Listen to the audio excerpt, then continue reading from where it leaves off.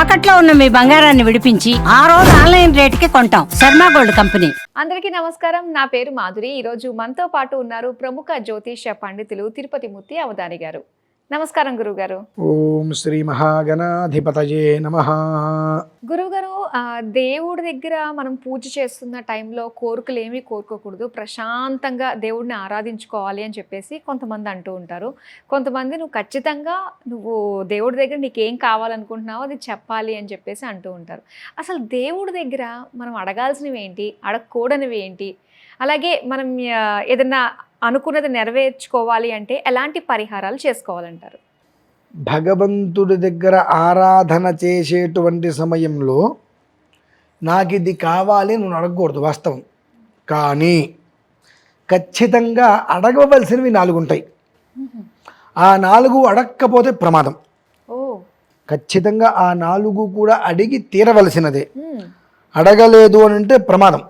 ఏంటంటారు అవి? చెప్తా. ఆ 4 లేకపోతే మనిషికి జీవితం లేదు. ఆ 4 మనిషి ప్రాణానికి మానానికి సంబంధించిన విషయాలే. ఖచ్చితంగా అడిగి తీరవలసిందే. అడిగి తీరితే సరిపోతుందా? కర్మ కూడా అనుకూలించాలి, ప్రతికూల వాతావరణం పోవాలి. ఆశ ఉంటే సరిపోదు, సంకల్పాన్ని మనం నెరవేర్చుకోగలగాలి. మరి అంత తేలికైన విషయం కాదుగా. అంటే అడగడం తేలిక, దాన్ని ఫుల్ఫిల్ చేసుకోవడం చాలా కష్టం. ప్రధానంగా మనం అడగవలసింది ఆరోగ్యం. భగవంతుణ్ణి ఆరోగ్యం అడగాలి. ఎందుకు అడగాలి? మనం ఏదైనా సంపాదించుకోవాలి అన్నా, ఏదైనా వెళ్ళాలి చెయ్యాలి అన్నా ఆరోగ్యం ఉండాలి. ఈ ఆరోగ్యం అనేటువంటిది ఏమాత్రం సడలించినా మధ్య ఒక అక్షరం చీరిన అనారోగ్యం. మనిషి బ్రతుకున్నంతకాలం ఏడుస్తూనే ఉంటాడు. మందులు మాపులు జీవితకాలం. ఐశ్వర్యం మొత్తం హరించుకుపోతుంది. అంత అపకీర్తి, అన్ని ప్రమాదాలు వస్తూ ఉంటాయి. ఇది ఒక్క ఆరోగ్యం సరిలేకపోవడం వలన చక్కటి ఆరోగ్యాన్ని కోరుకోవాలి. ఈ చక్కటి ఆరోగ్యం ఎవరిస్తారు? మండలాంతర్గతంగా ఈశ్వరుడు ఇస్తాడు. ఈశ్వరారాధన మండలాంతర్గతంగా ఈశ్వరారాధన చేయటం వలన ఆరోగ్యాన్ని ఆయన ఇస్తాడు. భాస్కరుడు ఆరోగ్యం భాస్కరాదిత్యం, కానీ మండలాంతర్గతంగా చేయటం వలన చక్కటి ఆరోగ్యాన్ని ఈశ్వరుడు ఇస్తాడు. రెండవది ఐశ్వర్యం. ఐశ్వర్యము అనగానే మనం కోట్ల రూపాయల డబ్బు అనుకుంటాం. ఐశ్వర్యము మీనింగ్ ఆయుష్, తేజస్సు, వర్చస్సు, యశస్సు. ఈ 4 ఐశ్వర్యం అంటే. ఆయుష్, తేజస్సు, యశస్సు, వర్చస్సు. తేజస్సు అంటే ఏ రకంగా అది చూడాలంటారు? అర్థం కాలేదమ్మా. తేజస్సు అన్నారు కదా, 4 కోరుకోవాలి. ఆయుష్. రెండోది ఐశ్వర్యం. ఐశ్వర్యంలో ఆయుష్, యశస్సు, తేజస్సు, వర్చస్సు ఈ 4 ఉంటాయి. అనగా అంటే ఏమిటి అంటే ఆయుష్తో పాటుగా అతని యొక్క కుటుంబం ఎప్పుడూ కూడా సుఖ సంతోషాలతో ఉంటూ చక్కటి సంతానంతో తన యొక్క ముఖ కవలికలు కాంతివంతంగా ఉండటం. ఎప్పుడుంటే కాంతివంతంగా? నీకు రూపాయి అప్పు లేదు, మనశ్శాంతిగా ఉన్నావు, చక్కటి ఆరోగ్యం ఉంది అన్నప్పుడు మొహంలో కాంతి, తేజస్సు. దాన్నే తేజస్సు అంటారండి. ఈ మేకప్లు అవన్నీ వేసుకోకుండా స్వతసిద్ధంగానే ముఖంలో ఉండేటువంటిది తేజస్సు. ఆ తేజస్సు దేని ద్వారా వస్తుంది?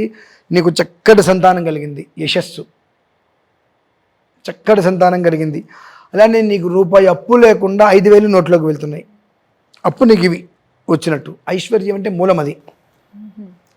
మరి ఐశ్వర్యం ఎవరిస్తారు? ఒకటి ఈశ్వరుడు ఇస్తాడు, 2 అమ్మవారు ఇస్తుంది. అమ్మవారిచ్చే ఐశ్వర్యం అనేటువంటిది నీకు ఆ క్షణకాలం కనిపిస్తూ ఉంటుంది. ఈశ్వరం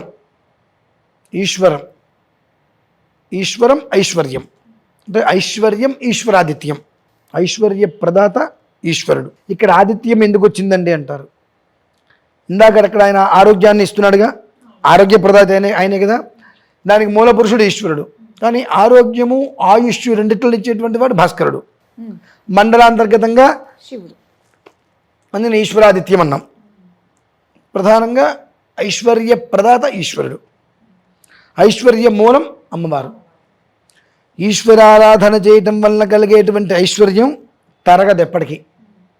అమ్మవారిని ఆరాధించటంలో కొన్ని అనర్థాలు ఉంటాయమ్మ.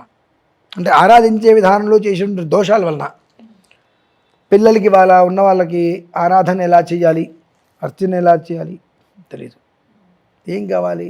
డబ్బు కావాలి. డబ్బు ఎలా సంప్రాప్తం అవుతుంది? తెలియదు. లక్ష్మీ అమ్మవారికి పూజ చేస్తే డబ్బు వస్తుంది కదా. ఓకే, ఎలా పడితే అలా పూజ చేస్తే పిశాచ ధనం వస్తుందమ్మా.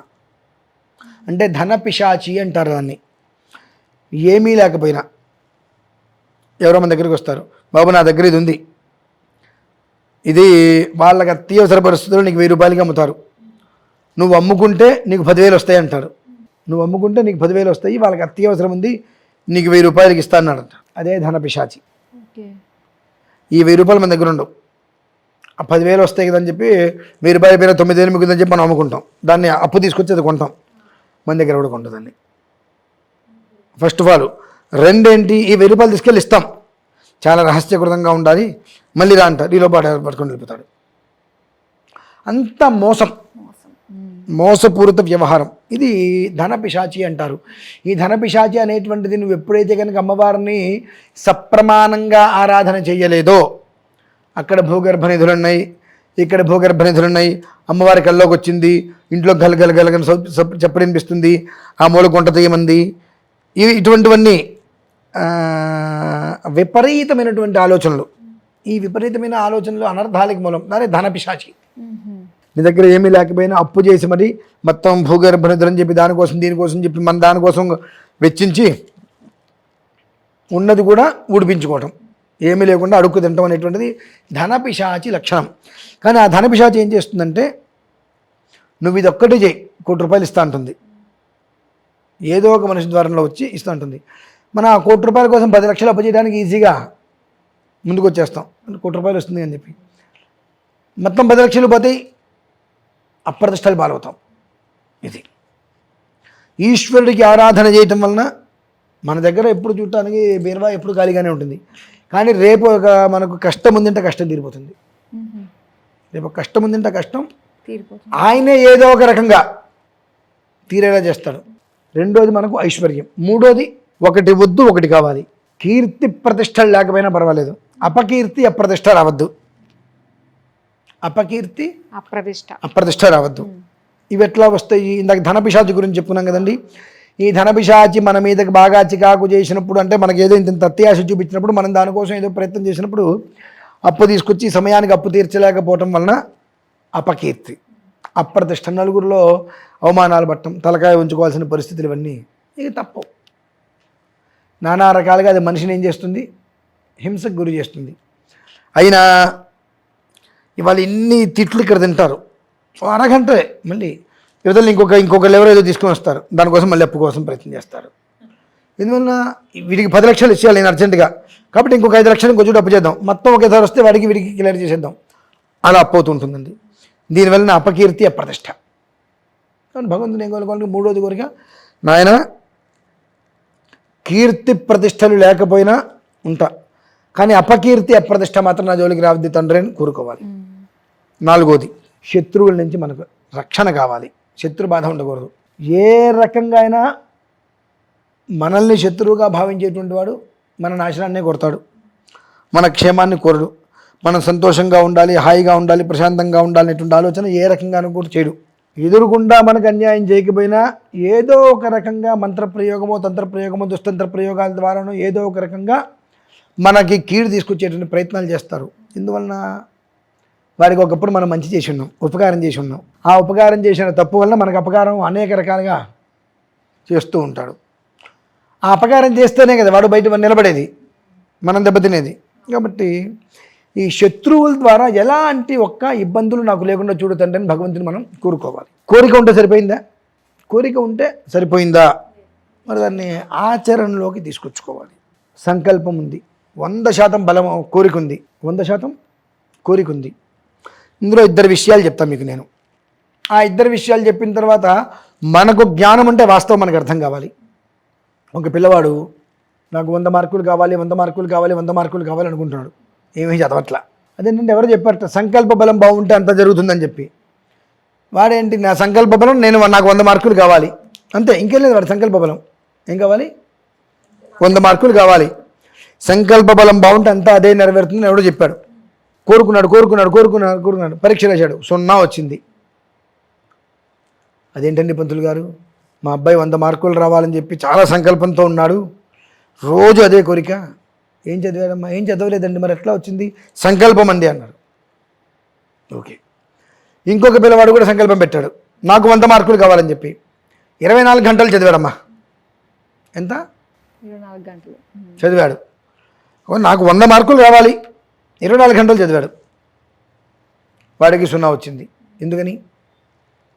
అదేంటండి పంతులు గారు, వీడైతే చదవలేదు, వీడు చదివాడు కదా. వీడు చదివాడు, అయినా వీడికి ఎందుకు మార్కులు రాలా? వాడు చదివింది వేరు, ఎగ్జామ్కి వచ్చింది వేరు. ఓహో. ఏదైతే ఎగ్జామ్లో మార్కులు రావాలని అది కాకుండా వేరే ఏదో చదువుకొని ఇందులోకి వచ్చాడు. దానికి ఎట్లా అంటే ఏంటంటే, ఏది ఎప్పుడు ఎలా నిర్వర్తించాలి అని చెప్పబడి ఉంటుందో దాన్ని ఎలా నిర్వర్తిస్తే దాని యొక్క ప్రభావం మన మీద చాలా బాగా పడుతుందండి. అంతేగాని నాకు సంకల్పం ఉంది, నాకు బలం ఉంది అంటే ఎట్లా అవుతుంది? మానవ ప్రయత్నం ఉండాల్సిందే. ఆ ప్రయత్నం సరి అయింది ఉండాలి. ఆ ప్రయత్నం కూడా సరి అయింది ఉండాలి. సరి అయ్యకు ప్రయత్నం లేకపోతే ఏదో చదివి దేనికో వెళ్ళాడు. మరో 2 ఉన్నారు, ఉద్యోగానికి వెళ్ళాడు. నాకు నెలకి ₹1,00,000 ప్యాకేజీ కావాలన్నాడు. అంటే సంవత్సరానికి 12 లక్షల ప్యాకేజీ కావాలన్నాడు. వెళ్ళాడు, 100 ఇంటర్వ్యూలు తిరిగాడు. వాడు చివరికి వాచ్మెన్ పోస్ట్ వచ్చింది. 100 ఇంటర్వ్యూలు తిరిగాడు 10 ఏళ్ల పాటు. చివరికి వాడికి ఏమొచ్చింది? వాచ్మెన్ పోస్ట్ వచ్చింది. అదేంటంటే నా పిల్లవాడు 100 ఇంటర్వ్యూలు తిరిగాడండి. నీ పిల్లవాడు తప్పిందే 10థే తప్పాడు. నాకు ₹1,00,000 ప్యాకేజీ కావాలి, నెలకి సంవత్సరానికి 12 లక్షల ప్యాకేజీ కావాలని చెప్పి 10 సంవత్సరాల జీవితం జరగొట్టుకున్నాడు. ఈ 10 సంవత్సరాలు చిన్న పెద్ద ఉద్యోగం సంపాదించుకుంటే ఒక నిలబడేవాడు. చివరికి ఏమి తోచకి ఇప్పుడు వాచ్మెన్గా వచ్చాడు. సేమ్ ఇంకొక మనిషి 100 ఇంటర్వ్యూకి వెళ్ళాడు, మంచి హై పొజిషన్లోకని. చివరికి ఏ సాఫ్ట్వేర్ ఎక్కడో నార్మల్ ఉద్యోగం పడేశారు వాడిని. వాడు తలకెందులుగా నిలబడేస్తున్నాడు. అదేంటండి, వాడు 10th ఫెయిల్ అయ్యాడు, నా కొడుకు పోస్ట్ గ్రాడ్యుయేట్ ఏదో ఉంటారమ్మా, పోస్ట్ చదివాడు, మరి ఉద్యోగం రాలేదంటుంది. ఏం చెప్పంటారమ్మా? నీ కొడుకు చదివిందేమో ఇంజనీరింగు, అతను ప్రతి ఉద్యోగానికి ఇంటర్వ్యూకి వెళ్ళిందేమో ఐఏఎస్కి వెళ్తున్నాడు. తప్ప ఇంకోటి నేను చేయనంటున్నాడు. వీడు ఇంజనీరింగ్ చదివాడికి ఐఏఎస్లో ఎలా పోస్ట్ వస్తుంది? వస్తుందండి? అంటే ఏంటంటే మనం చేసేటువంటిది కూడా ఏ సమయానికి ఏది చెయ్యాలి, ఏదో ఒకటి చేసేసాం కదంటే అవ్వదు. 1 గంట 12:30 1 గంటకి భోజనం చేస్తే ఆరోగ్యం, 3ంటికి భోజనం చేస్తే 2:30కి అన్నం తింటా అంటే అనారోగ్యం. మనమే కొనుక్కొని తెచ్చుకున్నట్టు. ఏది ఆయన పాపం లేరు, ఆయన జయప్రకాష్ రెడ్డి గారు ఎవరు ఉండేవారు కదా, సినిమా యాక్టర్ అండి ఆయన. మనకు జోక్ చదివా, చిన్నప్పుడు పిల్లలు ఏడుస్తూ ఉంటారు అమ్మ దగ్గర. అమ్మ కొంతకాలం చూస్తుంటుంది, ఆ ఏడుపు ఎక్కడ ఆపుతుందో అని చెప్పి పిల్లం వచ్చిన తర్వాత జీవితకాలం అని ఏడిపిస్తూనే ఉంటుంది. ఇంకా దాన్ని చెప్పి చాలా చాలా చాలా గొప్ప అద్భుతంగా చెప్పాడు ఆయన. అది ఆ స్థాయిలో చెప్పడం మనకు రాదులేండి. ఎందుకంటే ఆ విధానం వాళ్ళ సిస్టమ్ వేరు, చెప్పుకుంటూ వచ్చారు. అలానే మనం సంపాదించాలి ఏదో ప్రయత్నం చేయాలని చెప్పి 2 వరకు అన్నం తింటాం మానేస్తాం. 2 ముద్దలు తింటాం. 2 ఏళ్ళు 3 ఏళ్ళు అయితేప్పటికి జీవితకాలం ఏదో తిండి తినాల్సిన కర్మ పడుతుంది మనకి. ఇంకా తర్వాత సంపాదించిన తినలేం మనం. కాబట్టి ఏది ఎప్పుడు ఏ సమయంలో ఏ కాలంలో అనుసరించాలో దాన్ని ఆ సమయంలో అనుసరించినట్లయితే ఖచ్చితమైనటువంటి ఫలితాన్ని మనం పొందుతాం. దీనికి అన్నింటికి కూడా మూలం ఈశ్వరుడు. సరియోగ సమయంలో ఆయన్ని పట్టుకుంటే, చంద్రశేఖరాష్టకంలో చంద్రశేఖరమాశ్రయే మమ కిం కరిష్యతి వయ్యమహ అన్నాడు. మార్కండేయుల వారికి 16 సంవత్సరాలే పూర్ణాయుర్దాయం. ఆయన పుట్టిన దగ్గర నుంచి, ఆయనకు ఊహ తెలిసిన దగ్గర నుంచి ఈశ్వరారాధన చేస్తూనే ఉన్నాడు. యమధర్మరాజు వచ్చారు, నీ ఆయుష్ అయిపోయిందని చెప్పి. ఈశ్వరుని గట్టిగా పట్టుకొని, నేను ఈశ్వరుని ఆశ్రయించాను, నువ్వేం చేస్తావు చేసుకోపో అన్నాడు. అంటే ఆ ఈశ్వరుని మనం అట్లా పట్టుకోవడం వల్ల యమధర్మరాజుని కూడా నేను స్థాత్రం చేసుకోమని చెప్పి మనం ఆయన్ని ఎదిరించేటువంటి ధైర్యము మనకు భగవంతుడు ఇస్తాడమ్మా. ఆ కావాలంటే ఈశ్వరారాధన మన అనుక్షణం తపిస్తూ ఉండాలి. ఆ ఈశ్వరారాధనే మనిషి సంకల్పానికి సరియగు మందు, వైద్యం, దారి, మార్గం, గమ్యం. అంతేనమ్మా. చాలా చక్కగా తెలియజేశారండి. 4 ఖచ్చితంగా కోరుకోవాలి. అందులో మనం చేయాల్సిన ప్రయత్నం దానికి అనుకూలంగా చేస్తే మంచి ఫలితాలు పొందొచ్చు అన్న విషయాలు తెలియజేసినందుకు ధన్యవాదాలు.